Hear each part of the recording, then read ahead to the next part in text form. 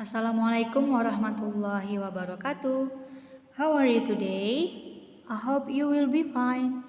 Nah, kemarin kan kita udah belajar ruang lingkup biologi. Ya kan, itu bagian pertamanya.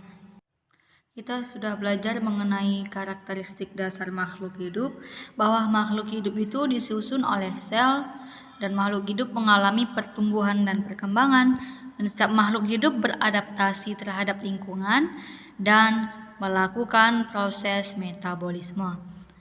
Kita juga udah mempelajari struktur organisasi kehidupan, bahwa kehidupan itu memiliki tingkat kehidupan mulai dari yang paling bawah yaitu molekul, kemudian sel, kemudian jaringan, kemudian organ, sistem organ, organisme, populasi, komunitas, ekosistem, dan bioma. Nah, kita juga sudah belajar contoh struktur organisasi kehidupan, mulai dari molekul akan membentuk menjadi sel, kemudian kumpulan sel akan membentuk jaringan, kemudian kumpulan jaringan akan membentuk organ, dan organ itu akan melakukan kerja yang sama membentuk sistem organ. Kemudian juga ada contoh dari individu, itu adalah seorang anak perempuan, kemudian ada populasi, contohnya itu sekelompok manusia ya, atau sekelompok orang. Kemudian kita juga udah mempelajari ekosistem sawah. Kita sudah mengetahui bahwa di sawah terdapat banyak populasi, yaitu populasi manusia, hewan, tumbuhan, dan sebagainya, yang membentuk suatu komunitas. Kemudian, populasi manusia, hewan, dan tumbuhan itu berinteraksi dengan faktor-faktor abiotik atau yang disebut dengan makhluk tak hidup. Contohnya yaitu suhu, intensitas cahaya, pH, kelembapan, dan sebagainya, dan itu membentuk suatu ekosistem di sawah. Kita juga sudah mengetahui contoh bioma, yaitu hutan hujan tropis di dunia yang terdiri dari sekelompok hewan dan tumbuhan yang tinggal di lokasi geografis tertentu.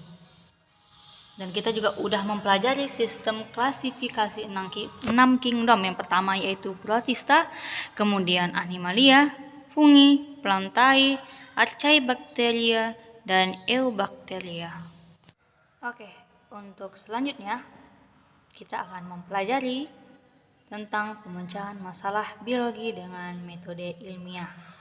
Nah, untuk memecahkan suatu masalah dengan metode ilmiah, yang pertama kali dilakukan adalah melakukan pengamatan. Contohnya, kita ingin mengamati ciri-ciri adenium yang meliputi bentuk, warna, ukuran, dan tekstur. Kemudian setelah melakukan pengamatan, kita akan buat pertanyaan. Contohnya, mengapa warna mahkota bunga dalam satu tanaman tidak sama? Nah, setelah kita merumuskan pertanyaan, kita harus merumuskan hipotesis. Hipotesis adalah dugaan sementara. Contohnya, lama perendaman biji adenium mempengaruhi kecepatan perkecambahan. Kemudian setelah kita memprediksi hipotesis, maka kita buat prediksi. Nah, dengan memprediksi, kita memperkirakan secara sistematis tentang sesuatu yang akan terjadi di masa depan. Nah, itu berdasarkan informasi di masa lalu dan sekarang yang kita miliki agar kesalahan dapat diperkecil. Nah, contohnya yaitu jika biji adenium direndam lebih lama, maka perkecambahan biji akan semakin cepat. Setelah kita melakukan pengamatan, merumuskan pertanyaan, membuat hipotesis, memprediksi, maka kita bisa melakukan eksperimen. Oke, selanjutnya yaitu melakukan penelitian ilmiah. Ketika kita melakukan penelitian ilmiah, pertama kali kita lakukan adalah membuat kerangka acuan penelitian. Nah, setelah dibuat, kemudian kita membuat proposal penelitian. Kemudian setelah selesai proposal penelitiannya, kita membuat prosedur pelaksanaan penelitian. Kemudian setelah membuat prosedurnya, kita analisis data. Kemudian setelah analisis data, kita membuat laporan penelitian. Tadi pertama yang harus diperhatikan dalam penelitian ilmiah yaitu membuat kerangka acuan penelitian. Nah, di dalam kerangka acuan penelitian itu ada yang pertama kali kita buat judul penelitian, kemudian setelah kita buat judul penelitian, kita buat latar belakang, kemudian kita buat rumusan masalah. Setelah dari rumusan masalah kita buat tujuan, dan yang terakhir yaitu kita buat apa manfaat dari hasil penelitian kita. Kedua, setelah kita buat kerangka acuan penelitian, kita buat proposal penelitian. Nah, di dalam proposal penelitian itu terdapat identifikasi variabel penelitian, kemudian ada tinjauan pustaka, kemudian ada hipotesis, metode penelitian, dan yang terakhir yaitu jadwal penelitian. Kemudian tahap setelah kita membuat proposal yaitu kita harus tahu prosedur pelaksanaan penelitian.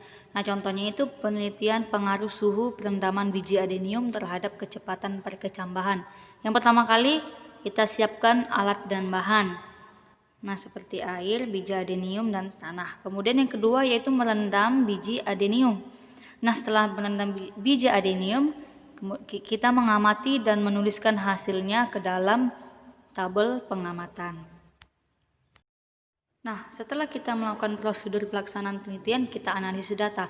Analisis data ini yaitu cara mengolah data hasil penelitian sehingga membuktikan kebenaran hipotesis yang diberikan. Tadi kan kita berhipotesis bahwa lama perendaman biji adenium mempengaruhi kecepatan perkecambahan.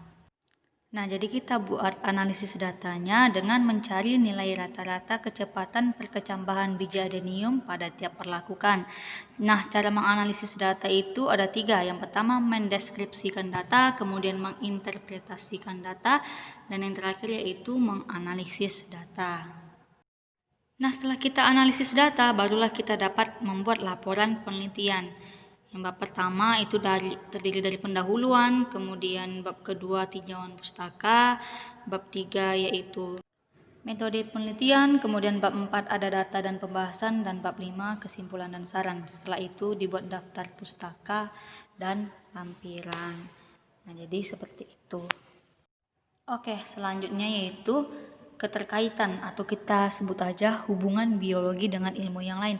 Nah, ternyata biologi itu memiliki hubungan loh dengan yang lain. Contohnya, biologi berhubungan dengan kimia, biologi juga berhubungan dengan fisika, biologi juga berhubungan dengan matematika, dengan ekonomi, kemudian berhubungan dengan geografi, sosiologi, berhubungan dengan sejarah, teknologi informasi dan komunikasi, dan antropologi. Ternyata banyak bidang-bidang yang ada hubungannya dengan biologi, maka biologi itu sangat luas sekali ilmunya. Oke, selanjutnya ada dampak negatif perkembangan teknologi. Teknologi memang banyak sekali ya dampak positifnya. Nah, ini ada beberapa dampak negatif perkembangan teknologi. Yang pertama kali yaitu kerusakan ekosistem. Nah, kerusakan ekosistem ini disebabkan banyak faktor ya. Salah satunya yaitu asap pabrik yang menyebabkan lapisan ozon menipis. Nah, kemudian ada hama menjadi resisten akibat penggunaan pestisida. Kemudian itu senjata biologi. Nah, senjata biologi itu adalah senjata yang menyemprotkan bakteri atau patogen yang tujuannya itu untuk membunuh atau melukai. Nah, jadi itu dampaknya dampaknya itu bisa memusnahkan manusia, dan bukan hanya manusia aja, itu tumbuhan sama hewan juga dapat musnah karena senjata biologi ini. Nah, jadi kita sebagai manusia yang baik harus bisa memanfaatkan teknologi secara baik juga ya, agar meminimalkan dampak negatif tersebut. Nah, tadi kita udah membicarakan dampak negatif. Sekarang yang positifnya ya, perkembangan teknologi. Yang pertama yaitu di bidang pertanian, kultur jaringan. Ini kultur jaringan ini fungsinya memperbanyak tanaman yang sulit diperbanyak. Kemudian di bidang peternakan, itu inseminasi buatan. Inseminasi buatan ini peningkatan pertumbuhan ternak sapi ya. Jadi ternak sapinya itu semakin banyak yang bibit unggulnya. Jadi sperma dari sapi jantan yang unggul itu dimasukkan ke dalam sapi betina. Nah, kemudian pada bidang kesehatan kita dapat mengidentifikasi virus ya. Kan virus itu ada banyak. Contohnya virus corona sekarang yang lagi booming. Kemudian pada bidang industri kita dapat menikmati susu fermentasi yaitu yogurt. Nah, itu juga dampak positif dari perkembangan teknologi. Nah, jadi kalian sudah mempelajari ruang lingkup biologi. Ternyata biologi itu banyak sekali ya di dalam kehidupan sehari-hari. Nah, setelah ini Miss mau kalian buat laporan penelitian ilmiah tentang apapun Dan jangan lupa dikirim ke grup. Miss tunggu sampai jam 8 malam. Jangan lupa ya. Terima kasih. Assalamualaikum warahmatullahi wabarakatuh.